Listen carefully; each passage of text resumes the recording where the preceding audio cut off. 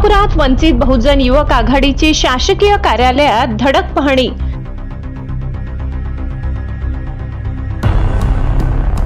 पारदर्शक कारभारासाठी प्रशासनाला इशारा। नवापूर शहरातील शासकीय कार्यालयामध्ये नागरिकांना मिळणाऱ्या सेवा पारदर्शक आणि वेळेत मिळाव्यात या मागणीसाठी वंचित बहुजन युवक आघाडीने आज आक्रमक पवित्रा घेत विविध विभागांची प्रत्यक्ष पाहणी केली। डॉक्टर बाबासाहेब आंबेडकर यांच्या पुतळ्यास अभिवादन करून सुरू झालेल्या या मोहिमेत तहसीलदारांपासून ते महावितरण, पंचायत समिती आणि कृषी विभागापर्यंतच्या कार्यालयांचा आढावा घेण्यात आला।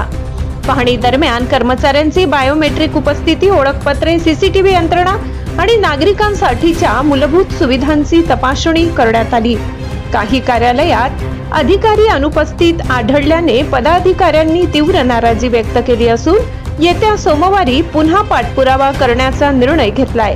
प्रशासकीय कामात सुधारणा न झाल्यास अधिक तीव्र लढा देण्याचा इशारा यावेळी देण्यात आला। या मोहिमेत तालुका अध्यक्ष उमेश बापू पवार, उपाध्यक्ष गोरख अशोक नगराळे, उपाध्यक्ष अजय देवा चव्हाण, प्रसिद्धी प्रमुख रवींद्र सुरेश मोरे, सचिव रमीज राजा शेख, कार्याध्यक्ष सुमित पवार तसेच सागर बेडे, सोहेल शेख, प्रफुल्ल माडी, दुर्गेश हिरे, रेहान शेख, प्रतीक ढोले, आकाश चव्हाण आणि अभिजित सिरसाट हे पदाधिकारी उपस्थित होते। ब्युरो रिपोर्ट, नवापूर गर्जना न्यूज चॅनल नेटवर्क। समितीत आलो होतो वंचित बहुजन युवक आघाडी पदाधिकाऱ्यांसहित। आज आम्ही पंचायत समिती देखील पाहणी केली।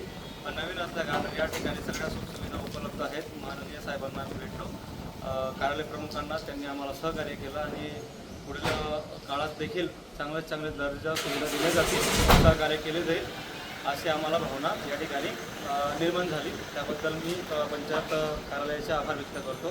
तुम्ही आतापर्यंत कोणते कार्यालय तुम्ही मी आतापर्यंत मान्य तहसीलदार कार्यालयात गेलो, त्याच्यानंतर शासकीय कार्यालय दवाखान्यात गेलो आम्ही, ग्रामीण रुग्णालय या ठिकाणी, त्याच्यानंतर MSCB कार्यालयात गेलो, त्या ठिकाणी पाहणी केली असता काही सुविधांचे अभाव आहे ते आम्ही त्यांना लिखितमध्ये आम्ही देखील कळवून, त्यांच्या वरिष्ठांना देखील कळवून की या ठिकाणी या नियोजन नियोजन व्हायला पाहिजे।